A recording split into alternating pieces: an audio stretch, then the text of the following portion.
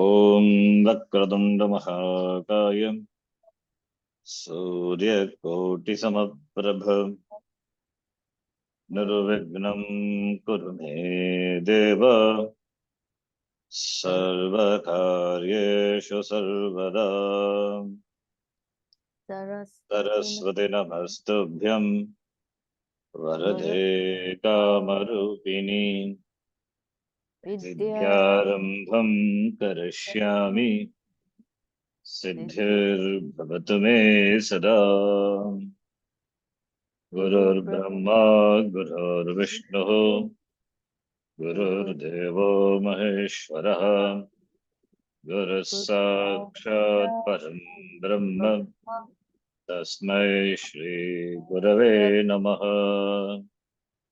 ॐ सहना भवतु सहनौ भुनक्तु सह वीर्यङ्करवावहै तेजस्विनावधीतमस्तु मा विद्विषावहै।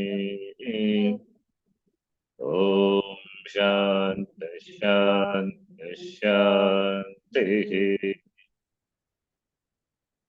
So we are seeing the synopsis of the first three chapters, of which two chapters already covered. Third chapter also up to Karma Yoga topic. We have seen now the next topic, that is from the 33rd shloka, an interesting topic. Already we have seen. That is, according to Prakriti, all the beings act. So what is the use of self-restraint? Is there self-restraint? Is there free will? What causes a person to act impulsively? What causes a person to act even without his wish? So that are discussed. So let us read shloka number 33.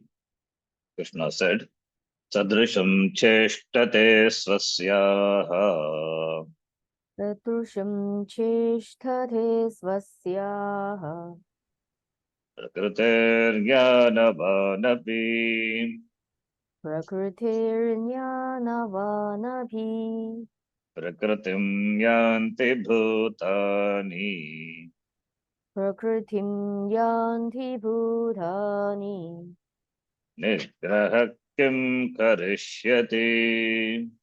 nigraha kim hakarishyati. So all the prakriti, they act in keeping with this or nature. So when beings follow the nature, even the jnani also, even a wise person act. Jnanavan api, jnani api. Prakriti. Prakriti created by the Purva samskara. Prakriti nothing but samskara. The habits, Purva, the action, the actions which have been repeated becomes the habit or the samskara. So in keeping with that, that determines the swabhava. Swabhava prakriti. Same. So therefore, even a jnani also acts in keeping with swabhava. If that is so, what can this nigraha, restraining the swabhava is? When swabhava is conducive for one's spiritual pursuit, it is fine. But if it is not, then if nigraha also doesn't work, then it becomes a problem. So therefore, nigraha kim karishyati. The jnani also acts in keeping the swabhava. So therefore, the swabhava is conducive for one's pursuit of knowledge, then there is no problem. But if it is not, and nigraha also, if it is not, there comes a question, then is there no other way? Is there no free will? Everything is because it is done. It is done once for all. Can't be rectified. All these questions come. So that, yeah, Krishna says, Bhagavan says here, so everyone, including the Jnani, behaves, acts in keeping with his or her nature. It's a statement. It's a statement of fact. Yes. So what we do repeatedly, that becomes our habit, that becomes our character, and that becomes our subhava. Therefore, here caution also is given. Therefore, you have to be careful of what you do, repeatedly do. See to that it is conducive for for knowledge, for moksha. What about already it has been what has been done? The force of them will be there, over which nigraha control is there or not. For that, further one is going to discuss. It is not, the shloka doesn't stop here, the discussion continues. From that we will understand, yes, nigraha is possible. It depends on the intensity or the intensity of the desire. It depends on the intensity of one's karma, the different layers of the different degrees of the karma, which covers the jnanam of the person. So it is discussed. So it depends on that. If the karma is so powerful, then the desire is so powerful, one cannot do anything because the desire has been nurtured. It is so powerful. So Prakriti is there. Prakriti is nothing but this likes and dislikes. Likes is raga. Raga is nothing but desire, karma. So if it is so strong, raga dvesha is so strong, then how are we going to stop it? It doesn't happen so easily. It cannot be stopped. Therefore, nigraha kim karishyati. What is the use of nigraha? So that is going to be discussed. And it is not that complete nigraha is not possible. It is possible, but it depends on the intensity. Anyway, we'll see that. It's going to be discussed. Already we have seen. Each one thinks according to his or her own prakriti. So likes and dislikes are something that cannot stop, just happen. It happened because of prakriti. Like the likes and dislikes also it just happened. It doesn't also happen. It is because of what we have repeated before, what we have nurtured before in our mind, the type of thoughts, and therefore the type of thoughts which are repeated and the thoughts are converted into action. Again, when it is repeated again and again, that becomes a swabhava. So swabhava is nothing but the raga dveshas are put into action and that becomes a person's swabhava. So therefore likes and dislikes, raga dvesha, it just happens. For happening also there is a reason. Because it had happened before. All thoughts that happen in your mind and you have no say over their occurrence. Yes. Because these thoughts we have entertained before and therefore it occurs. That is Prakriti. So Prakriti also has a reason. Prakriti also, the Sabhava also has a reason. The nature is because of something which is the thoughts and the action which are repeated. Repeated action and the repeated thoughts alone determines the Sabhava of the person. That is the Prakriti of the person. So therefore, Raga Dvesha happens because it is what we had entertained before. Therefore, it has just happened. So we cannot stop it now. So therefore, all thoughts, the likes and dislikes, they happen in your mind. You have no say over the occurrence. Collectively, they equal your own prakriti, your own disposition. Your thoughts, likes, the raga, dvesha, etc. So whatever you have done in your previous life, or even in this life also, prarabdha karma, and in this life also, yes, of course, it's given in this life. All your dharma, dharma, punya, papa, samskara, what had been done before, that becomes your samskara. Set up certain thoughts in your mind. That becomes a prakriti now. Set up certain thoughts in your mind, and there's no way of stopping this from happening. How will you stop? Because already it has set up. Even Ishvara cannot stop it. He himself has set it up like this because he cannot cross his own mandate. It's a law, it's a nature. Nor can anyone else. So therefore, neither Ishvara's control nor anyone else can change a person's prakriti. Because it is something which had been repeatedly entertained or repeatedly done, the karma, papa punya, either in this janma or previous janma. Therefore, the person will remain the same. Even if one were to control one thoughts by negating them, one would have to continue this negation throughout one's entire lifetime. One have to keep on negating this. Because of the force of this prakriti, this thought continues to occur, and therefore one has to keep on negating it. There is no choice. Given the fact that one cannot control one's thoughts, is it better? Is it not better to ask why thoughts should be considered as a problem in the first place? The person for whom the thoughts are a problem as a permanent nightmare, because thought is always there. Only a long sleep can help. In fact, thoughts themselves are not a problem. Thoughts are also, thoughts occur. It's not a problem. You are the witness of the thought. You are not the thought. One need not entertain, one need not control the thought, but one can keep a distance between oneself and the thought. That the thought comes and go. Once you become a witness, a sakshi, then the thoughts become harmless. They cannot disturb you. Once you don't focus, don't give attention to the thoughts, they themselves will go away slowly.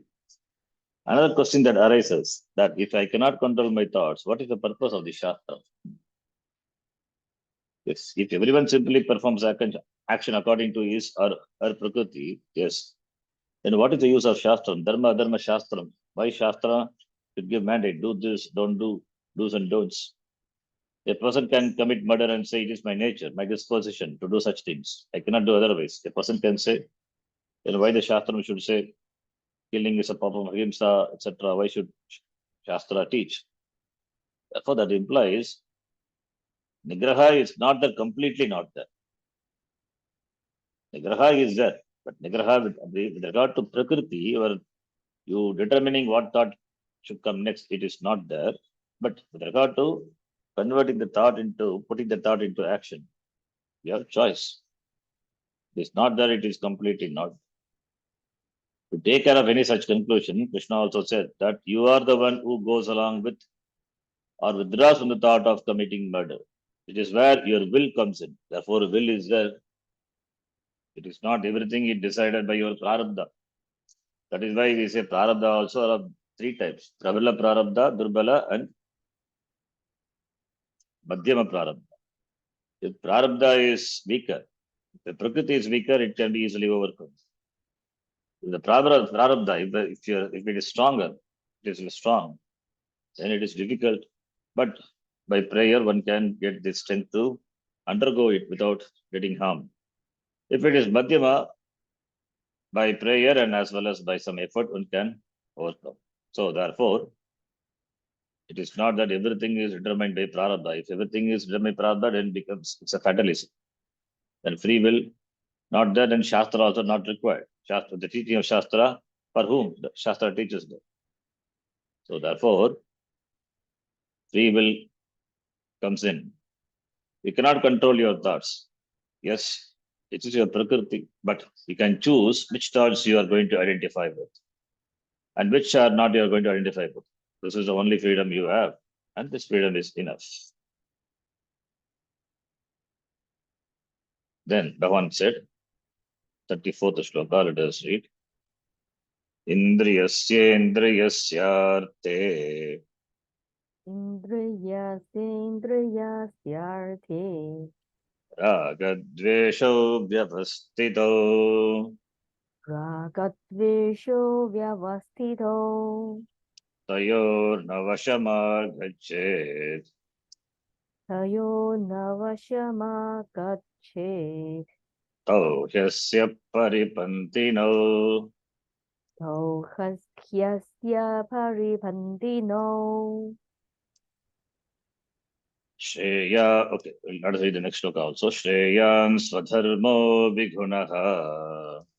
Shreyang swadharmo vigunaha. Paradharmat svanushtitat. Paradharmatha svanustitad. Swadharme nidhanam shreyaha. Svadharme nidanam shreyaha. Paradharmo bhayavaha. Paradharmo bhayavaha. Yes. So this raga dvesha indriyasya arte. With regard to every indriya vishaya, raga dveshas are there. Naturally there. Why it is you cannot ask? Because it is prakriti. Because of purva samskara. What had been gathered before through our thoughts and action. So therefore, raga dvesha is there. Why it is there? We cannot ask. It is there. Liking for certain things, hatred for certain things, including some people or some people we like by just by first sight. Some people we don't like also in spite of repeated seeing. Why? Can't explain. Therefore, tayorna vashama gachet. You be objective with regard to that. Tayorna vashama gachet tauhi asya paripantino. Because they are your enemies. Don't come under the spell of your ragadvesha. Don't go by your ragadvesha.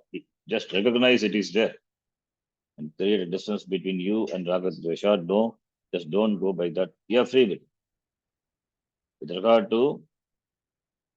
regard to obeying the dictum of the ragadvesha, you are free will. But you cannot control or you cannot suppress ragadvesha. You cannot stop it from occurring. That is what nigraha kim karishyati. Nigraha kim karishyati. You cannot stop it from occurring, but you have choice with regard to identifying with. Therefore, tayorna vashamagachet. Therefore, advice is tayorna vashamagachet. Don't come under the spell of it, spell of raga dvesha. They are your enemies, and therefore, don't take up karma which are dictated by raga dvesha. Swadharma, one's dharma also should not be that one's action or dharma, one's action, what one does should not be dictated by ragadvesha. It should be dictated by dharma, the conscience of dharma, the awareness of one's dharma, knowledge of one's dharma. Therefore, Shreyan Swadharmo Vigunaha, it is better.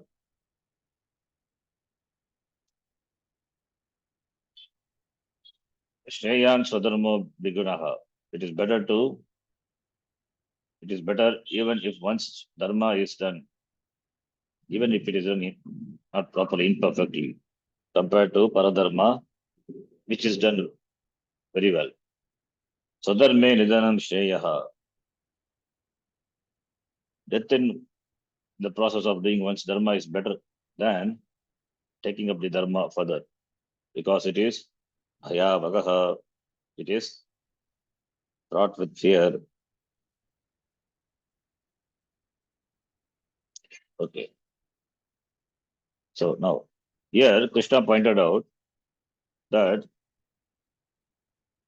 even if your own dharma, what is to be done by you is rather unpleasant, it is better to be with it than to be with someone else's dharma, the dharma that doesn't belong to you at all. The thing that is not to be done by you, even though it can be done by another person who is in another stage of life, it is not your dharma. For example, a sannyasi doesn't perform the daily rituals enjoined in the Veda. That is not; those are not meant for sannyasis because you are given up. Nevertheless, this is no reason for a grihastha, an householder, not to do that. If grihastha gives up, then it's a problem. If a sannyasi takes up, that is a problem. Sannyasi who has given up cannot or not should not do. The grihastha who has not taken sannyasa cannot give up. So the grihastha dharma is doing, sannyasa dharma is sannyasa should not do because he has given up. given up for something, for something higher. So each person has to perform action, therefore, according to his or her situation, in keeping with the varna, ashrama. So grihastha ashrama, those who are in grihastha ashrama are supposed to do grihastha ashrama karma. Those who are in sannyasa ashrama, chaturtha ashrama, last ashrama. So therefore, they are supposed to do what their ashrama enjoins. Therefore, it is better to die doing one's own action, because to do otherwise it's fraught with fear. It doesn't befit you, nor does it benefit the society in which you live. So therefore, Bhagavan said, each person has to do his or her own karma. In other words, one's dharma has to be followed. That is the advice. Then Arjuna raised a doubt here. Let us read. Atha kena prayuktoyam अथ केन प्रयुक्तोऽयम् papam charati purushah पापं चरति पूरुषः anichannapi varshneya अनिच्छन्नपि Varshney baladiv niyojitah. फलादिव नियोजितः. What makes a person commit papam? Helpless, even though the person doesn't wish, as though forced by something external. Impelled by what does a person commit papam? As though pushed by some force, though he doesn't wish to. So Arjuna wanted to know why a person does things that he or she knows that are wrong. Although the person is convinced that certain actions are not proper, still he or she does them. Why is that? Is there a force other than oneself, a devil, a Satan, something as Satan other than oneself? Or is there, as some theologies maintain, a force other than the divine? Is there a demonic force called evil in this world, which is independent of the divine force?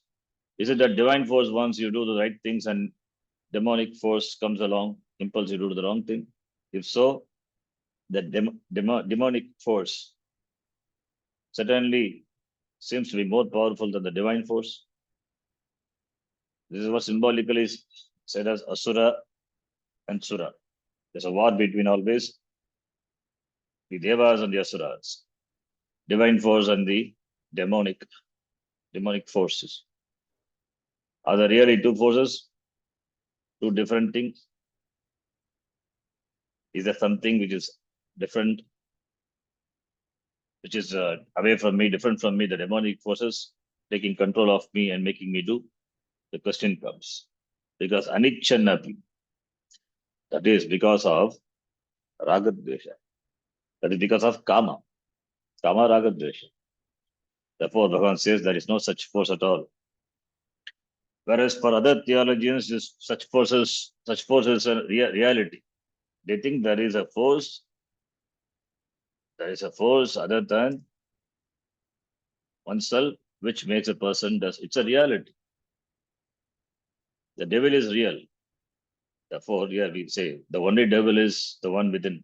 There is no other devil. You are it. You are divine. You are the devil.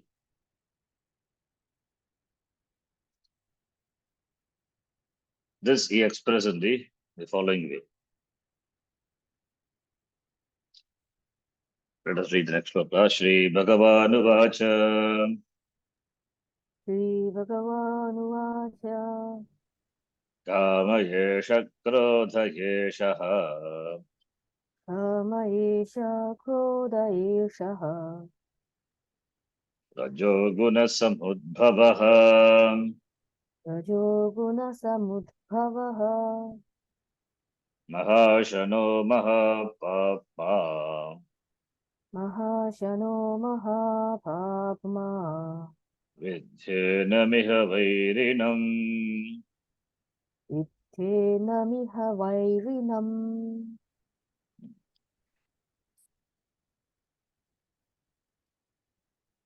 Bhagavan says for the answer to the question of Arjuna, what is that force? This is kama, This is Kama, this is Krodha. They are not same. They are not that different. They are same. Rajoguna Samudbhaha, they are born of Rajoguna. That is the reason. That is the cause. That's that what makes a person impulse to do, impulsively. Mahashano Mahapapa, it is Mahashanaha, and it's a great committer of Papa. Therefore, may you know that to be the enemy. So, what is the enemy? The enemy is within. Who is that enemy? This Kama. This Kama. This Kama alone is it's called Ragadvesha. Ragadvesha Kama same. Raga is like for a thing. Dvesha is dislike for a thing. Both are Kama only. Type of Kama. Desire of getting Raga, Kama. Desire of getting rid of. That is also desire only. Getting rid of. Dvesha. So, Raga, Dvesha, like and dislike. So, this Raga, Dvesha, this Kama, they collectively called Kama. Otherwise called Krodha because they are not different. Krodha is the karya, the effect of Kama. So, Karanam is Kama, Krodha is karya. So, therefore they are not different. And they are born of Rajoguna. And that is the enemy. Know that to be the enemy. Therefore, he says, Arjuna, it is nothing but your Kama alone. What is that? Anichane Pivasneya Baladiva Niyojitaha. What is that? Even you don't wish, but what is that forces you to do? It is Kama. And Kama does it. Krodha does it. Once desire becomes a passion, priorities become confused. You lose your discrimination. The power of Kama is so powerful. The desire is so virulent that you no longer care what means you adopt to fulfill the desire. You cut corners wherever you can, compromising the means because the end has become so important. This is a problem, Arjuna. The enemy is in the form of Kama, covers you just as a fire is covered by smoke, the mirror by a coat of dust, or the fetus by the womb. The different degrees of Kama. We have seen that. Dhumena vriyate vannihi, etol bena vraton, etol dhume eta adarshaha, malenacha, eta adarshaha malenacha, etol bena vrato garbha, tatatene dhamavratam iti we have seen. Three drishtantas he gives for three different degrees of Kama. The first drishtanta, the Kama can be easily gone over. The second one, it requires some effort. Third one has to wait. It takes time. But free will, one can apply free will. By that, one can overcome. So it is not that we are completely dictated by Raga Dvesha. So one has free will. So this Kama, which is the enemy, for whom? For the Viveki. Nitya Vairi, always enemy. Because he has to deal with it. The Viveki has to deal with it. Aviveki doesn't have to deal with it because Aviveki doesn't know. Only after Kama, then only he realizes the impact of Kama. Because he is Aviveki. But the Aviveki knows before. Therefore, he or she must deal with it. First, by knowing how it operates, that it operates with reference to sense pursuits, and it is located in the mind and the buddhi. We have seen what is adhishtanam. If Kama is the enemy, and therefore the Viveki has to identify its location. That does it locate? Asya adhishtanam. Indriyani manobuddhi asya adhishtanam uchate we have seen. So Indriyani, then Manaha Buddhi. These are the adhisthana. So therefore, once you know the location, so you can handle Kama. How by Shama and Dhamma we have seen. Indriyas, therefore Dhamma, mastery over sensor. The mind, mastery over mind, that is Shama. So by Shama Dhamma, one can win over this kama. So it is possible. Free will. Is there fate or free will? Prarabdha or free will? Prarabdha or this the free will. Free will is there. Depends on the intensity of prarabdha. Depends on the intensity of one's the prakriti kama. So therefore, free will is there. That is why may you know that to be enemy, and therefore knowing adhishtanam, may you have mastery over your sense organs, mastery over mind. Upadesha is given.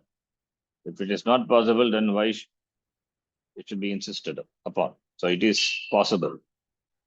It depends on the intensity of the karma, how intense the karma is. If it is so intense, then shama dhamma will not work. It takes time. One has to slowly have to bring the karma under one's control. So therefore, it's a matter of time if it is intense. If it is weak, by shama and dhamma, one can win over.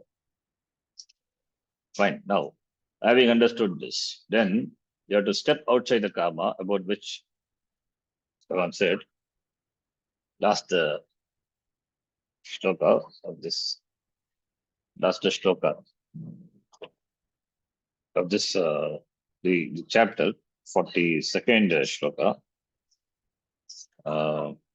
43 are that, but last but one. 42 and 43. The 42nd shloka, there is a comparison. The comparison is given. Let us read that. Indriyani paran yaguhu. Indriyani paranyahu. Indriyebhyah param manaha. Indriyebhyah param manaha. Manasastu para buddhihi. Manasastu para buddhihi. Yo buddhev paratastu saha. Yo buddhiv paratastu saha. Okay, I will complete this today. So sense organs are superior to the body. Body is not given. We have to understand. And indriyebhyaha param manaha, compared to the indriyas, mind is superior. Compared to the mind, the buddhi is superior. And compared to all, buddhi is superior to all. And compared to buddhi, atma, saha, atma is superior. That is, in the presence of atma only, all exist, all function. So, buddhi, there is a commentary to the Vedanta Sara by Etika is there. There it is said, what is buddhi? Agam brahmasmi iti nischayatmika.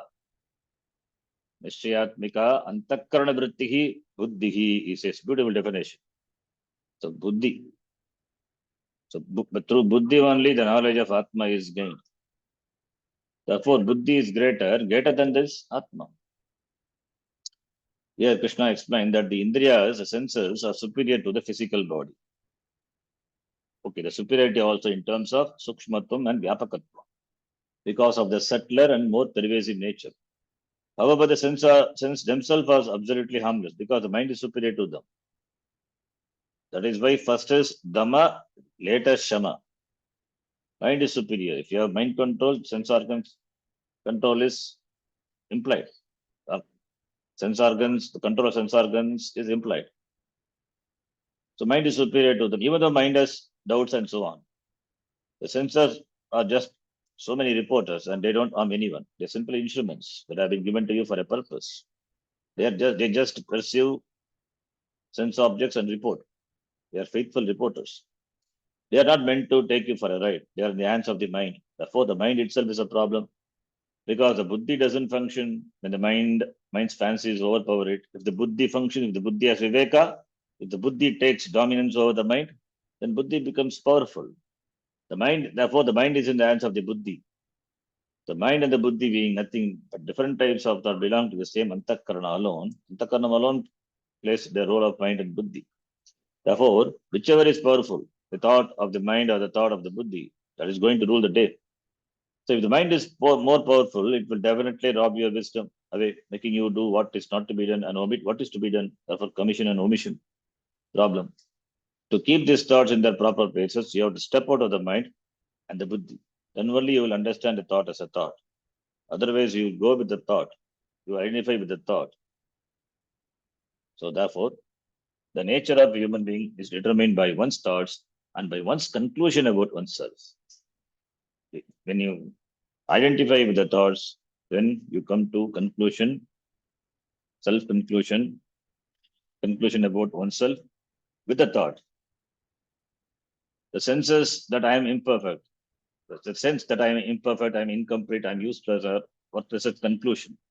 Such conclusions are the basis for your constant attempt to prove yourself to be somebody, to make yourself into someone who will be acceptable in your own eyes. This is what is called samsara. Becoming. In this way, life becomes a constant struggle, samsara. So therefore, here says the comparison is made. Therefore, you have to step out of the buddhi also and see that you as you, not with the mind, not with the buddhi. Thoughts are just thoughts. It is not myself. The thought that I am imperfect. I am imperfect is a thought. It's a thought, not that I am imperfect. The thought I am imperfect has to be dismissed because I am imperfect at sometimes this thought comes. I am perfect also sometimes the thought comes. So which is correct? Sometimes I feel happy, sometimes I feel dukkhi. So I am happy, I am sad. But I am is what I am is. So creating the distance between the thought and you and very objectively seeing, looking at the thoughts which comes and goes, even the buddhi also. So what is that above all? That I am, that is Atma, Aha, Aha, Saha, Iti, the shloka. Therefore, Atma is superior to all. So through the buddhi, the Atma has to be known. That is why compared to mind, buddhi is greater and buddhehe Atma parataha iti. Because through buddhi alone, the Atma can be known. The buddhi has to do viveka, Atma, Atma, viveka. Therefore, now, in this way, okay, then Krishna concludes the third chapter by telling Arjuna that there is only one way to solve this problem, and that is to solve it fundamentally. The last shloka, he said, let us read. Evam buddhe param buddha Evam buddhe param buddhva samstavyatmanam samsthavyatmanamaatmana jahi shatrum mahabaho jahi shatrum mahabaho kamarupam durasadam. kamarubham durasadam. So the final shloka of this chapter. Therefore, Arjuna, O Arjuna Mahabaho, knowing that which is superior to the intellect, that is Atma, in this way, now with the buddhi alone, the mind can be made steady. Therefore, making it, you destroy the enemy. Buddhi, very clear knowledge. This karma is the enemy. Having concluded, destroy the enemy. That is in the form of desire, which is difficult to understand. Durasadam. Therefore, one must step out of one's buddhi by recognizing that which is above the buddhi. What is above the buddhi? Atma, which is ever pure, which is Shuddha, which is Purna, which is limitless, Ananda, full, Purna, only reality, Satya. Therefore, knowing this Satyam Jnanavanantam Brahma, this Brahmatma, you are free. Once you have this knowledge, all your desires, all your thoughts become privileges only. So once you identify with Atma, once you know that you are Atma, then all these are not you. Therefore, all these are you, but you are not any of them. These are you, but you are not. So you enjoy. That's why it becomes a privilege. Your mind, your thoughts, your buddhi, all of becomes their upadhis for you. Upadhis are mithya. Upadhis are given to me for me to handle. I don't become the upadhi. I cannot become. I is as it is. Shuddhaha, Purnaha, Aham iti. Then In themselves, these upadhis are limited, but the person is free from limitation, any sense of limitation. Therefore, the upadhi which brought about a sense of limitation is dismissed as mithya, and the person, he understands that aham purnaha iti. Therefore, he becomes free from any sense of limitation. For such a person only, the desire becomes a privilege, not for the one who takes the upadhi to be real. So, desire being there, for one person, the upadhi, because of upadhi, the desire becomes privilege. For other person, because of upadhi, desire becomes the bondage. So, therefore, that the difference is because of the difference in jnana. So, therefore, kama, desire, is not something that can be easily understood because it comes in 100 different forms and in situations where you would never expect it. But karma can be given up in the sense that you can step out of it. Then the desires are simply known to you. They are known to you, do not fulfill, therefore they cannot harm you. Let the desires be there as one thought. This is the only way to deal with karma. Because there is no end to the desires that can arise. It will arise because it's a privilege. Now it's a privilege. You enjoy the desires arising. You see it as the privilege because you have stepped out of it. Therefore, thus step out and be free because you are already free. So the free is the freedom being free. You are free. The freedom what you enjoy. The freedom you discover. That I am free, you discover. You are free. Therefore, you need to discover this fact. When somebody says freedom is not the right word, free, be free. Because freedom implies freedom is the freedom, the independence. And Swami says that these words are not proper. But anyway, Puja Swami uses. I don't think any harm in using the words freedom. He suggests be free. That is better. You be free. So far, you have been handled by you have been dictated by Raga Dvesha. Now you are free. You are free. Therefore, you enjoy. So nothing can limit you. Nothing can stop you. Nothing can put you in bondage. So therefore, being free. Being free is the nature. So you discover that. So therefore, we say freedom is Swarupa. So that's why discovering the fact that aham purnaha.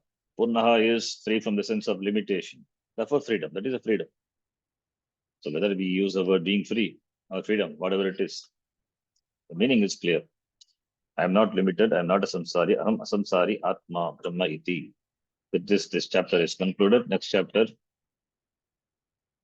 fourth chapter, we will see in the next class.